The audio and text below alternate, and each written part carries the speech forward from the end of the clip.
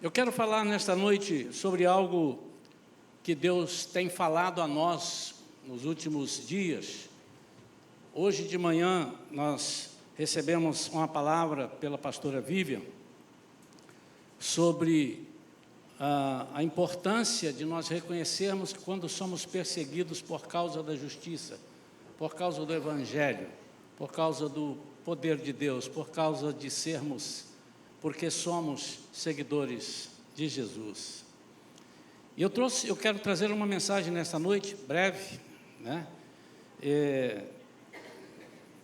Não vai ser jogada, não vai ser corrida, mas nós vamos fazer bem objetivamente e quero falar novamente sobre isso que nós acabamos de cantar, sobre o poder da igreja, sobre o poder do corpo de Cristo, sobre o poder do Evangelho, aquilo que o inimigo tem tentado diminuir e muitas vezes ele tem conseguido achar entre o próprio povo de Deus pessoas que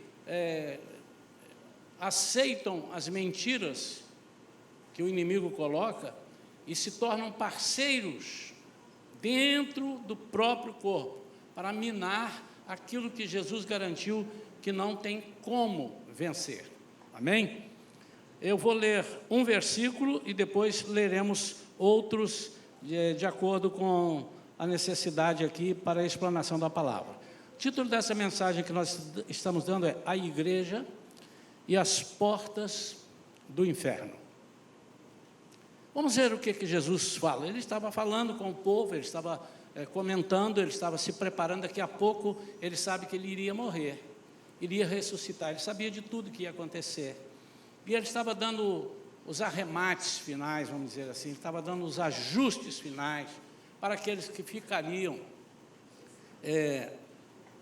sob a batuta do Espírito Santo que ele iria mandar. Ele disse: eu vou subir, vou enviar o Espírito Santo. Mas antes, ele estava meio que testando e sentindo a pressão dos seus discípulos, ou vendo se eles estavam dispostos e preparados, ou se preparando para receber perseguições. E o versículo que eu vou ler é Mateus 16, 18, e diz assim: da mesma maneira eu te digo que tu és Pedro, e sobre esta pedra edificarei a minha igreja, e as portas do inferno, em algumas tradições, as portas do Hades, as portas do inferno, não prevalecerão contra ela, contra a minha igreja. Vamos orar? Pai, fala conosco, por favor. Te pedimos em nome de Jesus, que a Tua palavra seja explanada segundo o Teu querer, a Tua direção e segundo apraz ao Espírito Santo, que nós possamos recebê-la como semente caindo em solo fértil e que germine, que dê frutos, que cresça e dê frutos. Pai, que nós saiamos daqui convictos de que estamos seguindo e fazendo o certo, seguindo um Deus verdadeiro, e estamos fazendo a coisa correta, e que nós não tenhamos medo de prosseguir. Nós oramos em nome de Jesus. Amém. Eu fico imaginando aqui a cena, no início do capítulo 16, alguns religiosos pedem um sinal a ele. Dá um sinal. Eu creio que, eu não quero julgá-los, mas eu creio que foi bastante difícil para aquele povo que esperava um Messias e acalentava em seus corações um Messias que pudesse resolver os seus problemas materiais, pessoais, daqui, finitos. Aqueles problemas que você pode ter um maior problema, mas um dia ele vai acabar, você vai morrer, ou alguém vai desistir de te perseguir. E vem um Messias, um Cristo que surpreende a muita gente. Na ocasião, João estava preso, sabendo o que estava acontecendo, onde Jesus estava se reunindo, com quem se reunindo, ele pede os seus discípulos de João, os colaboradores de João, você vai lá perguntar a Jesus se ele é o Messias que nós estamos esperando, ou se nós estamos equivocados, devemos esperar outro. Porque para ele aquilo, poxa, Jesus, ele está fazendo uma coisa que não está batendo muito bem com o que nós imaginamos, que é sentar com as pessoas fracas, com os pecadores, não no sentido de comunhão, mas no sentido de transformação, porque ele veio para esses. Jesus disse, eu não vim para os sãos, eu vim para os doentes, eu vim para aqueles que precisam. E aqui no capítulo ainda 16, a partir do versículo 13, ele diz assim, quando Jesus chegou à região de Cesareia de Filipe, consultou os seus discípulos. Quem as pessoas dizem que o Filho do Homem é? Eu não creio que Jesus sacou assim, disse assim, eu tenho vontade de saber o que é que as pessoas estão dizendo. Mas, na verdade, ele estava aqui julgando, você vai ver que ele vai perguntar, e vocês, quem dizem que eu sou? Quem dizem? Quem eu sou para vocês? Porque, certamente, pela sua onisciência, ele sabia, não precisava te perguntar algumas coisas. Quem as pessoas dizem que o Filho do Homem é? E eles responderam, alguns dizem que é João Batista. Outros, eles dizem que é Elias. E ainda há quem diga Jeremias, ou um dos profetas. Então Jesus interpelou, mas vós, quem dizeis que eu sou? E Simão Pedro respondeu, tu és o Cristo, o Filho do Deus vivo. É o que Jesus lhe afirmou, abençoado és tu, bendito és tu, Simão, filho de Jonas, pois isso não foi revelado a ti por carne ou sangue. Interessante, eu sublinhei aqui, que eu já li tantas vezes, já vi tanta gente falar, né, e aquilo que o Augusto está pregando aqui, ensinando na escola dominical, né, salta aos olhos, de repente pula. Abençoado és tu, Simão, bastava. Simão, filho de homens, cara humano, filho de Jonas, nascido de homem e de mulher, pessoa humana, pois isso não foi revelado a ti por carne, e nem por sangue, ou seja, não é nada humano, apesar de você ser humano, apesar de você ter vindo de carne, não foi carne que te revelou, mas pelo meu Pai que está nos céus. Da mesma maneira, e está o versículo 18 de novo, eu te digo que tu és Pedro, e sobre esta pedra edificarei a minha igreja, e as portas do inferno não prevalecerão contra ela. Primeiramente, uma explicação, porque até hoje algumas pessoas acreditam que Jesus está dizendo que sobre Pedro ele erguerá a igreja. Até acham alguns que Pedro tem a chave, São Pedro tem a chave dos céus. E ele está lá para dizer, você pode entrar, você não pode entrar. Não estou fazendo nenhuma crítica, só estamos falando, há pessoas que pensam equivocadamente. Mas não é isso, ele não está dizendo isso. Basta se você esquecer tudo que Jesus fala para trás e para frente, que ele vai falar depois, esqueceu, não conhece, você precisa pelo menos entender a língua portuguesa. Porque se ele fala sobre essa pedra, ele está falando de Pedro, mas ele está falando sobre esta pedra que é ele.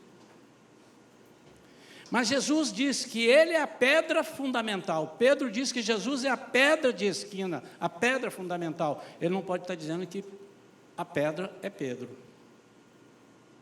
Mas ele está dizendo sobre esta revelação, sobre esse entendimento de que eu sou o Filho do Deus vivo, sobre isto que você entendeu, é que eu vou edificar a minha igreja. Sobre essa verdade, sobre essa revelação, eu edificarei a minha igreja. E o ponto que nós vamos debater um pouco é: as portas do inferno não prevalecerão contra ela. Já vi pessoas pregando dizendo assim: as portas não prevalecerão, e a igreja vai lá, vai arrombar as portas e vai entrar no inferno? Pense nisso. As portas não estão ali para que alguém arrombe, a igreja arrombe e entre no inferno. Nós não queremos estar lá. Não sei se você quer, eu não quero lá. E o simbolismo de quem está no inferno, ele não pode ser lá do inferno e sair, até porque o inferno ainda não foi inaugurado.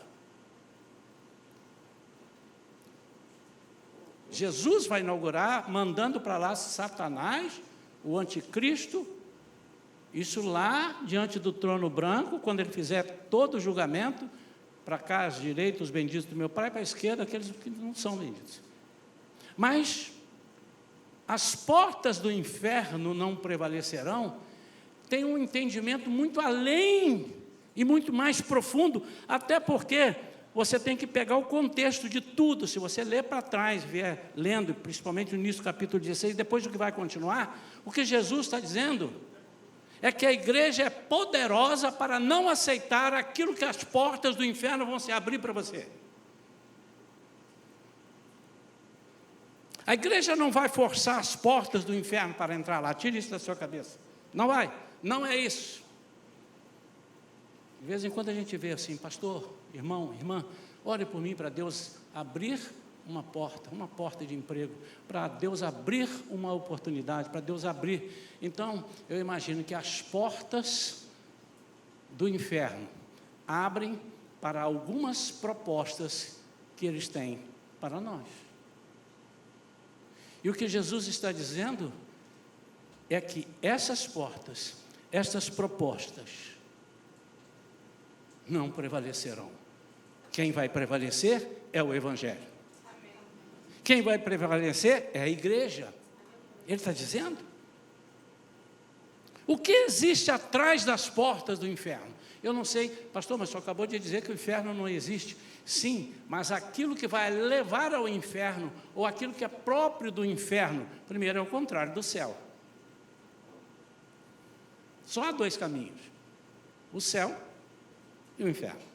Pastor, desculpa, eu não estou muito convicto se eu quero ir para o céu, mas eu lhe garanto, para o inferno eu não quero ir. Não, você tem que escolher, ou você vai para o céu ou você vai para o inferno. Não, mas eu vou criar uma terceira via aqui. Não existe essa possibilidade. Jesus diz: quem comigo não ajunta, espalha. E quem não é por mim, é contra mim. Não sou contra o Senhor, eu só não sou a favor do Senhor, mas você pode dizer isso: você vota em A ou em B? Não, eu vou anular meu voto, eu não vou votar, eu não voto nem A nem B. Você pode fazer isso. Estamos fazendo uma eleição aqui, de repente eu pergunto na Assembleia: vocês concordam que pinte a parede de cinza ou de amarelo? Uns de cinza ou de amarelo, outros dizem assim: olha, eu prefiro não votar, nem cinza nem amarelo. Isso é possível. Mas com relação ao reino de Deus, você precisa decidir: ou eu quero o céu ou eu quero o inferno. Nunca direi, pastor, que eu quero o inferno, mas se você ficar calado e não optar pelo céu, você irá para o inferno. Mas isso não sou eu que digo. E eu não conseguiria dizer isso para você numa pregação de meia hora, 40 minutos. Mas a Bíblia diz. Eu te dei um exemplo aqui, ou dois versículos, mas há outros. O que há por trás das portas do inferno? O que existe lá para Jesus dizer que a igreja prevalecerá, ou que a porta do inferno não prevalecerá? A primeira coisa que ele está dizendo, ele está enviando, daqui a pouco ele vai enviar. Aqui mesmo no capítulo, em Marcos ele vai falar, aqui em Mateus ele está falando durante todo o ministério dele, que ele vai enviar, e daqui a pouco ele envia. E ele disse assim: vocês podem ir, porque o Evangelho vai entrar em lugares que vocês pensarão que é impossível de entrar. O Evangelho, irmãos, não é a religião dos crentes. São as boas novas, a tradução de Evangelho, boas novas, de Cristo. Quando Jesus nasceu, os anjos apareceram para os pastores que estavam no campo e disse: eu vos trago boas novas. Eu trago notícias que vão mudar a vida de vocês, o entendimento de vocês. E qual é? Nasceu o Salvador, Jesus, o Senhor. Então, as portas do inferno, que está por trás dele, são coisas que, primeiro, são contrárias, se opõem àquilo que Jesus quer que nós sejamos com Ele e através dele. Por exemplo, atrás das portas do inferno, há falsas propostas de uma vida melhor, de uma vida de sucesso. Achei por aí. Engano.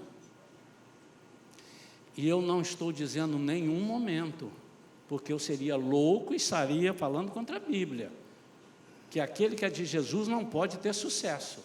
Ao contrário. Jesus, em várias situações, os apóstolos, o próprio Deus lá no Antigo Testamento, ele diz, lá em Deuteronômio 28, ele diz, no início: se atentamente ouvires a minha voz, e obedeceres a minha voz. Eu estou dizendo o seguinte, estou entendendo, ele disse: se vocês aderirem a essa proposta, aceitarem isso, bendito serás ao entrares, bendito serás ao saíres, bendito serás na cidade, bendito serás no campo, e vai cheio de bendito aí, até o versículo 15, mas se não, é o contrário: maldito serás ao entrares, maldito serás ao saíres, maldito serás na cidade, maldito serás no campo. É a Bíblia que diz. Nós podemos ser prósperos, devemos ser prósperos. Não é disso que nós estamos dizendo: vamos fazer um voto de pobreza, um voto de super humildade, onde nós abaixamos a cabeça e não sabemos. Não, ao contrário, o que ele está dizendo aqui é que a igreja tem que ter autoridade para confrontar, não afrontar. Confrontar. E o que é confrontar? Mostrar a verdade. Isso cabe a nós. Não espere nenhum anjo descer aqui para fazer isso. Nunca haverá. Eles pediram para fazer o que nós estamos fazendo. E o Senhor disse: não, vou deixar com os homens. Somos nós. Então nós temos que ter coragem. Não, mas eu não vou falar isso, e as pessoas vão vir com uma outra ideia. Ele disse assim: mas a ideia dele não prevalecerá, porque a ideia é uma ideia do inferno. Se é contrário do céu, é do inferno. Se eu tenho propostas de vida para te levar a uma vida abundante, te dar uma vida de eterna em Cristo, tudo que for contrário a isso é do inferno. Eu estou falando muito claro, não, irmãos? Não é? Quem não é por mim é contra. Não tem jeito, você é contra. Mas eu não quero ser, meu irmão, você vai ter que resolver a sua situação, porque você está sendo contra. Proposta de vitórias através do próprio esforço. Por que isso? Mas será que Deus não me deu inteligência para eu arrumar vitórias? Não, Ele não está dizendo que você não tenha que buscar. Conheci uma pessoa que ele aceitou Jesus e tal, depois, aí ele disse: olha, eu fui cheio do Espírito Santo. E ele estava lá desempregado, e ele dizia assim: fulano, distribui aí, vai seu currículo nos lugares. Não, Deus, eu vou ficar aqui em casa deitado, sentado, meditando, e Deus vai me mandar um emprego aqui em casa. E o pastor falou assim: Deus tem poder para fazer qualquer coisa, inclusive isso, mas não é o correto. Você precisa agora pedir, você já pediu a Deus, agora você entrega os seus currículos. E eu creio que o poder de Deus, onde tiverem 2 vagas e 20 candidatos, eu acredito que Deus vá te honrar. Mas como assim?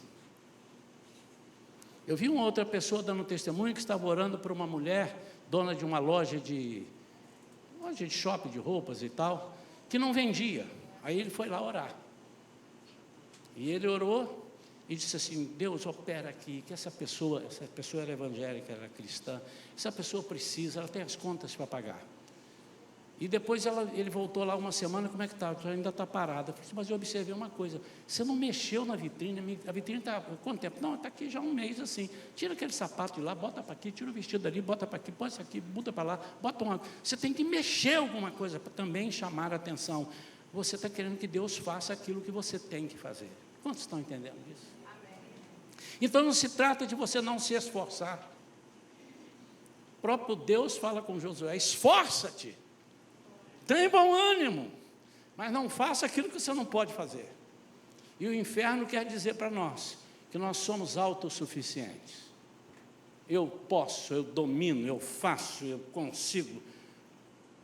Eu tenho 2 braços e 2 pernas, e eu tenho força, e eu vou, se eu estiver desempregado, eu vou vender banana na feira. Aliás, vender banana na feira não é nada ruim, né? Até porque nós precisamos comprar bananas, então tem que ter alguém lá vendendo banana. E é um trabalho digno quanto um engenheiro. Mas ele diz isso não, porque eu sou... Meu irmão, você tem 2 braços e 2 pernas? Você tem certeza que você vai poder usar os 2 braços e 2 pernas? O que Jesus está dizendo aqui é que as portas do inferno querem que você seja autossuficiente, e ele diz... Para você vencer, você tem que depender de mim. Não que eu quero que você seja tratado como um marionete e ficar ali. Não, eu quero que você reconheça que sem mim você não pode fazer nada e que eu posso todas as coisas. As portas do inferno, atrás das portas do inferno, tem rejeição a um Deus único e santo. A Vivian pregou hoje aqui, falou muito bem sobre isso. Não, mas esse Deus é mais importante, aquele é mais importante. Não, não estamos tratando disso, estamos dizendo, Ele é único. E muitas vezes esse Deus está na nossa vida, mas Ele não está sendo único. E às vezes Ele está e não está em primeiro lugar, Ele está em terceiro, Ele precisa estar em primeiro lugar, Ele precisa estar em... Aliás, Ele nem tem que comparar. Você já viu alguém comparando? Um dia desse estavam falando lá de um artista, falou, ó, esse fulano, ele está aqui. Bom, agora vai começar a escala, ele deve estar lá, é outro patamar, está aqui. Agora os outros estão aqui, ó, segundo, terceiro e tudo. E eu falei assim, meu Deus, é assim, ele está incomparável, não tem comparação, vamos comparar. Deus falando em Isaías capítulo 40, a quem vocês assemelham-me? Ou seja, quem vocês acham que eu sou comparado com quem? A quem eu pedi conselho? Quem fez o céu? Quem fez a terra? Quem falou isso? Quem falou aquilo? Onde vocês estavam quando eu fiz isso tudo? Presta atenção nisso. Guarda esse Isaías capítulo 40. Isaías, você vai lembrar que sou eu mesmo, mas quem escreveu foi o profeta Isaías. 40, minha idade, que eu fiz um dia. Calma, gente, vocês também estão muito apressados. Isaías 40, que capítulo lindo. Você vai lembrar do capítulo. Lá no final ele vai dizer que os jovens cansam, as pessoas correm e cansam, mas os que esperam no Senhor renovam as suas forças, hein? Voam como rolinha, não? Como águias, é a ave que voa mais alto. Correm e não se cansam, caminham e não se fadigam. Uau! Uma salva de palmas para Jesus.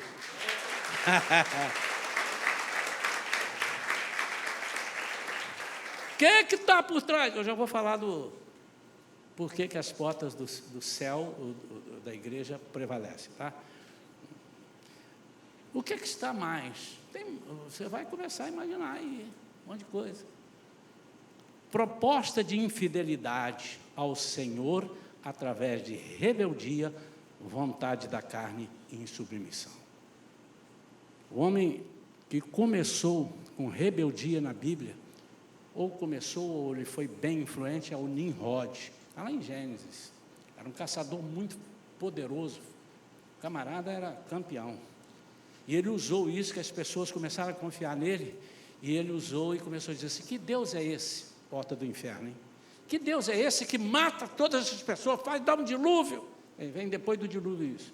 mata. E que Deus é esse que afoga as pessoas? Ah, mas você é o tal. Eu sou, mas vocês também podem ser. Vocês podem ser. E eles começaram a seguir esse Nimrod. E a rebeldia, a rebelião entrou através. Foi ele quem inaugurou, foi ele quem fez a Babilônia, a Torre de Babel, aí está ali. E dali a vida de Nimrod, ela está presente até hoje, onde existe a rebeldia, a rebelião daqueles que dizem assim: eu não aceito, que Deus é esse? Por quê? Mas que Deus único? Por que aquele que vaidoso ele, hein? Egoísta, querendo ser o único? Deixa para um pouquinho, tem outros deuses. Não, meu amado e minha amada, como disse a pastora Vivian hoje, isso não é para ele, é para você. Ele sabe quem ele é. Ele é imutável. Você pode fazer adoração para ele, ele continua sendo Deus. Não vai, fizeram adoração, eu cresci. Anjos, vocês viram? A igreja Shalom lotada hoje fez uma adoração e eu cresci mais, agora eu sou mais que Deus, hein? Não existe isso. Mas não vão fazer nenhuma adoração. Azar de vocês. Porque eu continuo sendo esse Deus maravilhoso, poderoso, que onisciente, onipresente, onipotente. Atrás das portas do inferno tem uma proposta de uma falsa vida livre. Eu sou livre. Cuidado. Nem sempre você parece que está livre, nem sempre você está. Muitas vezes você está mais amarrado, mais destruído do que você possa imaginar. Vida livre, liberdade. Movimentos que você disse: nós não acreditamos em ninguém, não queremos nem obedecer a ninguém. Eu trabalhei numa caderneta de poupança, os mais antigos conhecem, lá em São Paulo, tinha no Rio, em São Paulo, era a maior que tinha, Delfim, caderneta de poupança Delfim. Você perdeu dinheiro lá? Não fui eu não. E eu era diretor numa área de vendas, todas as agências se submetiam a mim, a área de vendas e marketing era comigo. E eu lembro, eu vou falar aqui que eu acho que ele não vai ver essa mensagem, mas se ele ver, ele vai aprender também. Ele tinha um camarada lá, e o camarada ele era falante, ele era um grego, um rapaz lá, um descendente que chama Panayotis Kokoropoulos. Nunca mais esqueci o nome dele. Panayotis Kokoropoulos era o nome dele. E chegamos lá, a Delfim recebeu uma intervenção federal e todo mundo ficou na mesma sala. Ali, então ficou o diretor com a recepcionista, com coisa, e não tínhamos nada para fazer, aguardando. Eles ficaram lá aguardando 2 anos. Logo a seguir eu saí e fui para outra empresa que me convidaram. Mas ali ficamos alguns dias. E o nosso trabalho era jogar, como é que chama aquele negócio de batalha naval. A gente ficava ali jogando batalha naval, conversando, coisa chata. Mas eu me lembro que no primeiro dia que o diretor-geral, o presidente, veio falar: vocês têm que ficar aqui e tal, agora nós estamos sujeitos ao Banco Central, à Caixa Econômica Federal e o Banco Central estão... E ele levantou e disse assim: Isaías, agora você é igual a mim, agora não devemos satisfação a você. E eu olhei, quase que falei para ele assim: eu só te conheço porque você chama Panayotis Kokoropoulos. Um nomezinho danado, né? Quase que eu falei. Ele era recepcionista de agência. Eu nem falava com ele, eu falava com o gerente dele. Por que ele falou isso?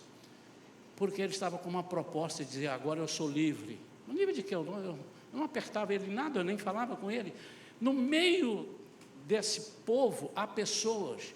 Houve movimentos hippies, não vamos entrar nessa coisa, não, porque eu sou livre e tal. As pessoas, alguns jovens disseram: papai, pode deixar, papai, você me segura até 17, mas 18 você não põe a mão em mim. Está querendo uma liberdade, isso é proposta do inferno, está contra a Bíblia. A sua vida na terra vai ser miserável, filho, porque a Bíblia diz que se você não honrar pai e mãe, os seus dias não serão longos, ao contrário. Então, as portas do inferno referem-se a tudo que é contrário ao reino de Deus. A igreja prevalecerá com seu evangelho de boas novas. Prevalecerá com tudo que Jesus oferece a todo aquele que crer e for batizado. Antes de ir à frente, quando nós falamos em igreja, eu estou falando não da igreja Shalom, não da igreja presbiteriana, não da igreja batista ali dos meus amigos, eu estou falando da igreja de Cristo. Essa igreja de Cristo é a igreja que vai subir com Ele, que é formada por pessoas de todas as igrejas que são ditas igrejas de Cristo. Não todos, mas por alguns de todas. Pode ser que numa 100% fique, pode ser que numa 100% suba, mas o que a gente vê estudando Apocalipse é que em cada igreja haverá. Quer um exemplo? Quando Jesus diz, Apocalipse 3:20, eis que estou à porta e bato, e se alguém ouvir, eu entro, e abrir, eu entro, cearei com ele, ele comigo. Ele estava falando para quem? Para a igreja, para os crentes. E ele disse, vai ter gente ali que não vai abrir, mas tem gente que vai abrir. Então eu estou falando da igreja vencedora, ou seja, aquela que venceu o inferno através de Jesus. Aquela que prevaleceu contra o inferno. Aquela cujas portas do inferno não prevaleceram contra. É dessa igreja que eu estou falando. Amém ou não? Você quer fazer parte dessa igreja? Eu não quero, eu já sou. Queremos, eu quero sempre, quererei sempre. A promessa agora que Jesus vai falar, eu te digo que tu és Pedro, e sobre esta pedra, sobre ele, sobre essa informação, eu edificarei a minha igreja, versículo 18. Jesus promete, eu vou edificar. O que é edificar? É fazer crescer. Se eu faço um edifício, eu começo pela base e vou botando primeiro, segundo, terceiro. Se eu quero de 10 andares, eu vou até o 10º. Edificar famílias, fazer famílias crescerem em todas as áreas da vida. Edificar qualquer coisa, você vai crescer aquilo. E ele disse, quem vai fazer? Sou eu.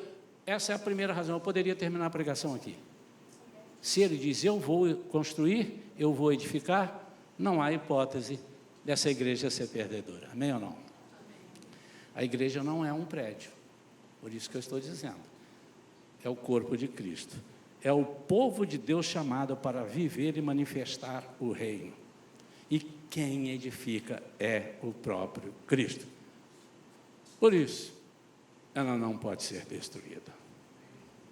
Quando você ouvir alguém dizer assim, a igreja tal vai acabar. Pode aquele prédio, pode ser aquele grupo de pessoas, mas se ali tem alguém que faz parte de igreja verdadeira de Cristo, não há hipótese, senão Jesus é mentiroso.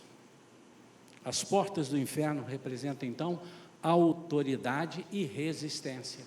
Tudo aquilo que você vai falar e recebe uma resistência, são portas contrárias ao céu, então são portas do inferno. Quando eu estou dizendo em portas do inferno, esse pastor fala tanto do inferno. Não, eu estou falando do céu, eu estou falando que o céu, o evangelho prevalece. Mas nós precisamos entender que inferno é aquilo que você não quer viver. Ai meu Deus, isso aqui hoje está um inferno. Aliás, parem de falar isso, irmãos. Minha casa hoje está um inferno. Você já falou isso alguma vez? Não precisa levantar sua mão. Tem misericórdia, gente, me ajuda aqui, que hoje aqui as crianças vieram para aqui, isso aqui virou um inferno. Suas crianças são infernais. É muito sério, irmãos. Nós não temos cuidado com aquilo que falamos. Representam autoridade e resistência a tudo que é celestial. A expressão indica que o inferno tentará resistir, tentará atacar, tentará destruir através de ofertas e propostas que estão por trás das portas.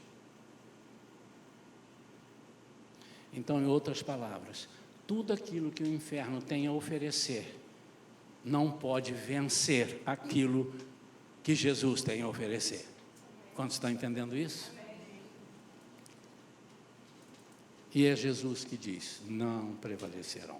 Para concluir, por que as portas do inferno não prevalecerão? Por que a igreja vencerá? Primeiro, porque a igreja de Cristo já foi declarada vencedora através do sangue dele. Acabou. Está lavrado. Não. E você quer saber? Se você não acredita, não tem nem faz muita diferença, porque o diabo acredita. Ele sabe.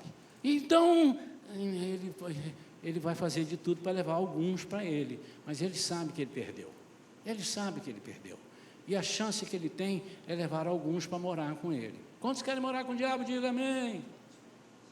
Os irmãos estão ligados. Segunda coisa, porque foi delegado, isso é tremendo, irmão, vou até abrir aqui. Foi delegado à igreja o poder de Jesus. Foi dado para nós. Vamos lá? Efésios, me ajude aí, irmão, não te passei, mas você é bamba aí. Efésios capítulo 1, versículos 20 em diante.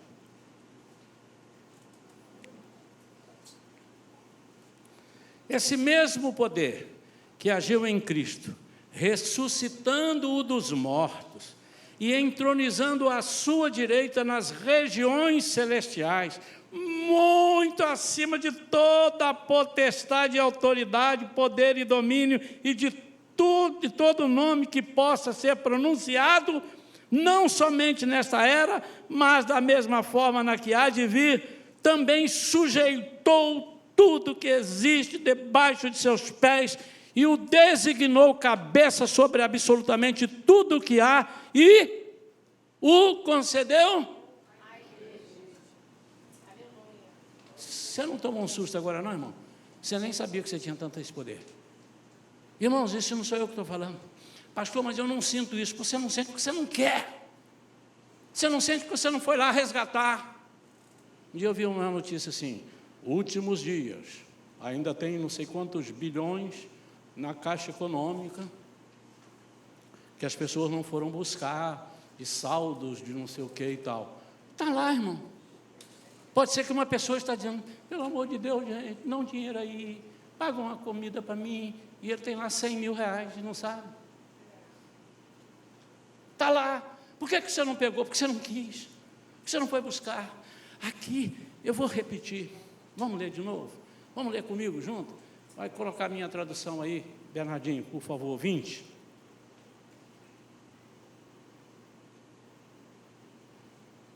Só estou pensando aqui se eu vou ler uns antes, pelo menos. Isso é muito bonito, esse capítulo.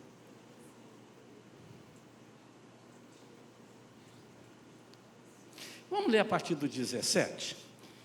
17, põe para isso. Para que o Deus de nosso Senhor Jesus Cristo, o Pai da glória, vai prestando atenção no que você está lendo, vos deu o espírito de sabedoria e de revelação no pleno conhecimento dele.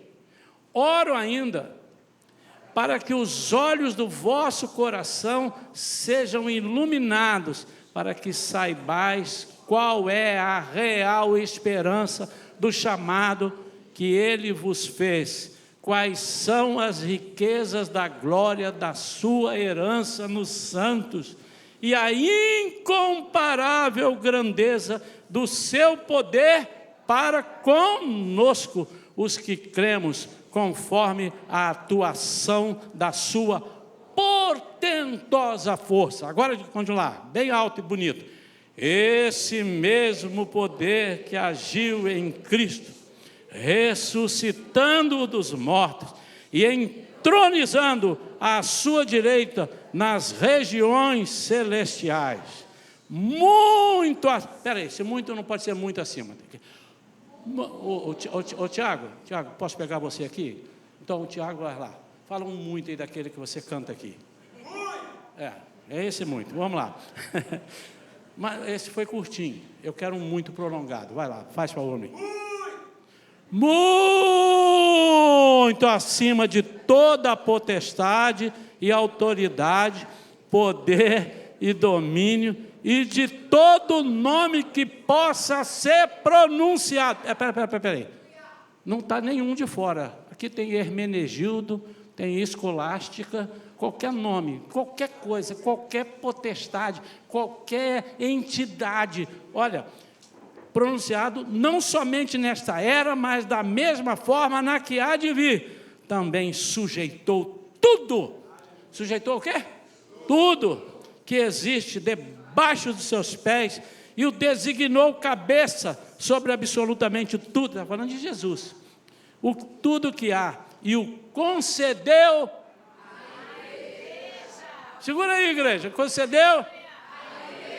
Vocês vão ficar assim com a mão aí? Eu não gosto desses misticismos.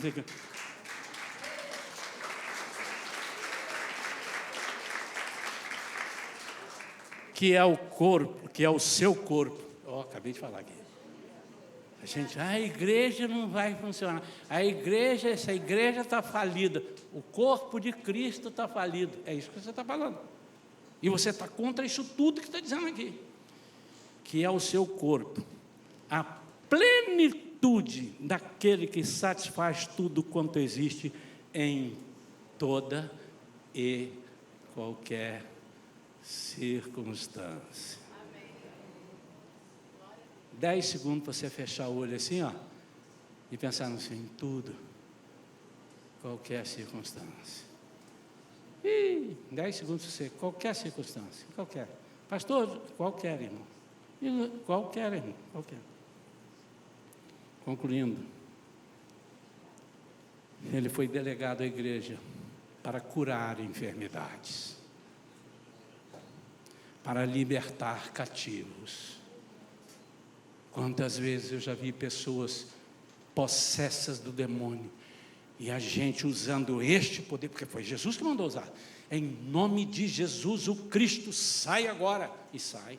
Pode demorar um pouquinho, porque tem uns que são desobedientes, vêm lá de Nimrod e tal, pode demorar, mas vai sair. Para promover a verdadeira comunhão, a igreja é o corpo de Cristo, onde ele é a cabeça. Falou aqui. E as portas do inferno não prevalecem também. Ponto 3 e último. Porque a igreja tem poder de transformação. Irmãos, não é a Shalom que tem poder, mas na Shalom há poder. Está aqui. Pastor, eu não tenho, porque você não quis. Está aqui para você pegar. Buscar-me-eis e me achareis, quando me buscardes de todo o coração. Você não tem, porque você não quer, amigo. Não, eu quero, você não quer, porque se você quisesse, você já tinha pego. A igreja tem poder de transformação. Em Atos 2, de 42 a 47, só vou mencionar. A igreja primitiva transformou Jerusalém com, primeiro, ensino da palavra. O salmista dizia, enviou-lhes o quê? A palavra. E eles foram curados. Ensino da palavra. Muitas vezes nós estamos nos acovardando e não estamos aprendendo a palavra. E a palavra cura. A palavra transforma, a palavra muda pessoas. Através de comunhão verdadeira, a igreja primitiva transformou Jerusalém. Através de oração fervorosa. Quantos já viram em suas igrejas, aqui também, pessoas sendo curadas, pessoas sendo libertas, pessoas sendo transformadas, casamentos sendo restaurados? Vários. Por quê? Porque as portas do inferno não podem prevalecer contra a igreja. Ele transformou Jerusalém através do testemunho poderoso. Como é que as pessoas que estão sujeitas ao inferno, ou estão ouvindo o inferno, aqui então estou dizendo, nós não vamos lá dentro do inferno resgatar pessoas. Não é isso. Aquele que foi para lá ainda não foi. Mas aquele que for para lá, você não pode ir lá tirar. Não tem como tirar. Quem está aqui não vai para lá, quem está lá não vem para cá. Jesus ensinou isso sobre aquela passagem do rico e Lázaro. A igreja não está aqui para se esconder, mas para transformar famílias, cidades e nações. O poder da igreja é o poder de Jesus, porque a igreja é o seu corpo, onde ele mesmo é a cabeça. Quantos entendem isso? Quando você for falar da igreja, bem da igreja, e você dizer, a igreja é muito superior. Estica mesmo a boca, fala até. A igreja é muito mais, muito acima. E quando vierem no seu casamento, na sua família, no seu trabalho, no seu ramo de negócio, com propostas do inferno, você entra com oração, que é essa porta que está abrindo para você cair, não pode prevalecer. Ela não fecha para o Evangelho. Não haverá portas fechadas para o Evangelho. O que é o Evangelho mesmo que eu esqueci? As boas novas de Jesus. Amém? Eu quero encerrar orando. Eu não gosto de terminar uma palavra sem orar, perguntar, fazer um apelo. E eu tenho algumas perguntas aqui. Por exemplo, rapidinho. Você está aqui por acaso? Você acha que veio para prestigiar alguém que te convidou? Ou, eu queria conhecer o pastor Isaías. Ele ainda está de bigode? Não, vai lá ver. Não está mais. Às vezes você pensa que foi por isso. Foi só a conspiração do Espírito Santo para te trazer. E pode ser que você esteja afastado. Você já esteve numa igreja, já trabalhou até, mas você está afastado. Ou pode ser que você nunca fez parte deste Evangelho. E você está esperando o quê? Porque todas as vezes que você participar em alguma área do Evangelho, você está sendo beneficiado por Deus. Você está sendo alcançado através da graça dele. Pode ser que existam pessoas assim hoje. Eu quero orar por vocês. E, havendo e não havendo, tanto para os que estão visitando, não são crentes e tal, e para os que já são crentes desta ou de outra igreja, eu quero orar agora. E você vai colocar nas mãos do Senhor alguma coisa que você tem imaginado, que as portas do inferno, ou seja, coisas contrárias ao que você queria. Puxa vida, eu estou lutando, eu estou remando tanto, parece que o barco não sai do lugar. Eu preciso prevalecer. Não por mim, mas através de Jesus. Se você precisa dessa oração, qualquer um desses que eu pedi, você, por favor, só fazer assim com a mão. Eu não vou nem pedir para você ficar em pé. Levante assim uma das mãos. Deus te abençoe. Deus te abençoe. Deus te abençoe. Deus te abençoe. Deus te abençoe. Deus te abençoe. Deus te abençoe. Irmãos, vocês entenderam que você pode trazer um problema em estado terminal? Um problema que o juiz já decretou e você tem 2 dias ou tem 3 dias. Isso é uma coisa que você não pode resolver. É disso que eu estou falando. Porque o que eu li aqui em Efésios é que ele está acima de tudo que possa, inclusive, vir. Tem mais alguém que precisa de uma oração desse sentido? Deus abençoe, Deus abençoe. Mais alguém? Esses que levantaram a mão, se puderem, só fiquem de pé. Eu vou terminar orando daqui mesmo. Quero orar pela sua vida.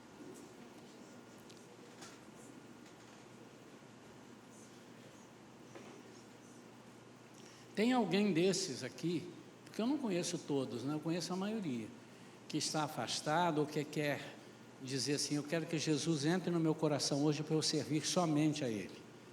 Eu quero servir Jesus, eu quero seguir com Ele. Se há alguém assim, Se você estiver em pé, também eu preciso que você levante a mão. Se você estiver sentado, levante a mão bem alto para eu ver. Deus te abençoe, minha amada. Deus te abençoe. Posso orar por você também? Você vai me perdoar, mas primeiro que você é bonita. Então eu quero que você fique aqui perto de mim. Você pode vir? Alguém pode vir com ela? Se ela não quiser, ela pode vir sozinha. Se alguém, fica aqui, faz favor.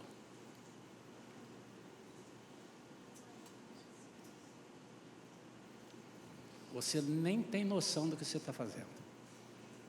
E eu tenho certeza que você não está fazendo por emoção, porque esse convite não se aceita por emoção, senão daqui a pouco ali você desiste. Sua vida vai mudar de cabeça para cima. Do inferno de cabeça para baixo. E do céu de cabeça para cima. Você quer ver isso? Quer ver? Amém. Nós vamos orar por ela. Tem mais alguém, ou que esteja afastado, ou eu não sei se você está...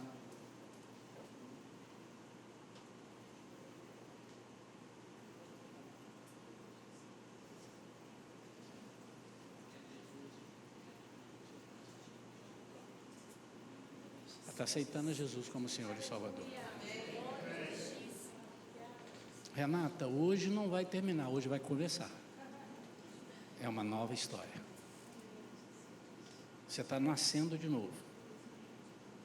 Então você tem horas de vida. Você acabou de nascer. Ok?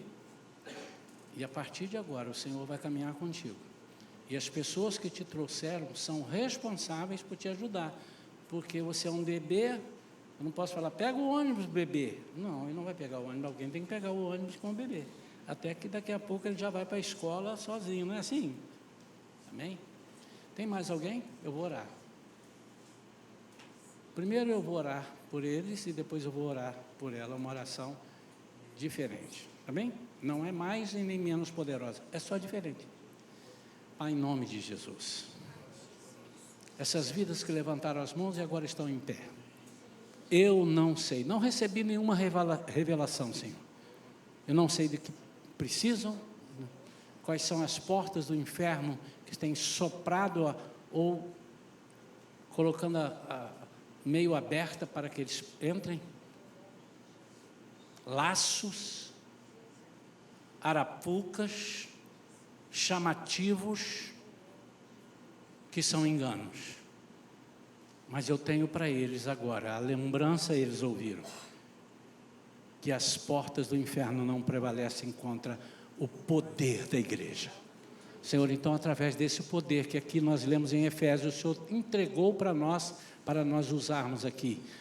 Eu ministro sobre essas vidas, espírito de vitórias, vitória em todas essas vidas. Quebra maldições agora, Senhor. Cura enfermidades. Transforma, Senhor, as situações que eles estão vivendo em situações de vida. Senhor, acrescente-lhes a fé, para que eles possam acreditar nessa oração. Nós oramos em nome de Jesus. Continuando agora. Renata, a coisa mais difícil você já fez. Você dizer, eu quero... e saiu e veio aqui. Agora é facinho. A Bíblia ensina isso. Todo aquele que crê no Senhor Jesus, com seu entendimento e com seu coração, confessa com a sua boca e crê com o seu coração, ele será salvo.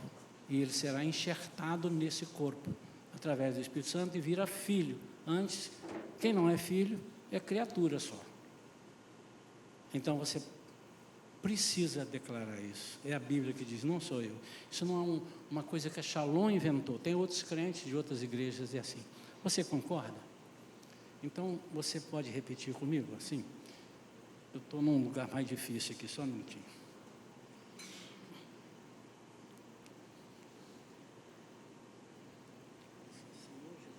Senhor Jesus, eu te recebo no meu coração, na minha vida, como único, suficiente, Senhor e Salvador. Escreve meu nome no livro da vida. no livro da vida. Apaga o meu passado que te desagradou. Apaga o meu passado que te desagradou. Segura na minha mão. Segura na minha mão. Eu quero nascer de novo. Eu quero nascer de novo, Senhor. Dá-me vida. Dá-me vida. Me ensina Me ensina a tua palavra. a tua palavra. Recebe-me Recebe-me no seu trono.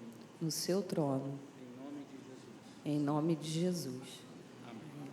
Pai, em nome de Jesus, aqui está a Renata.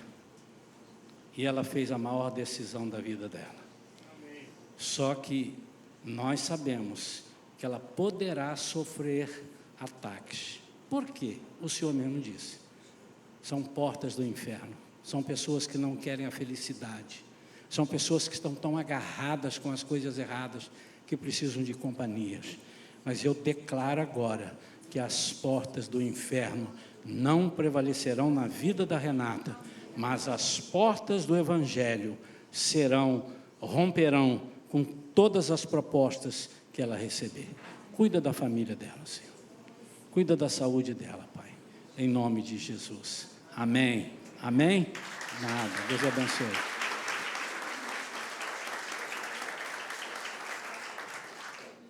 Amém. Eu não preciso nem dizer, né? Eu não sei onde ela mora, mas vocês são responsáveis por ajudar.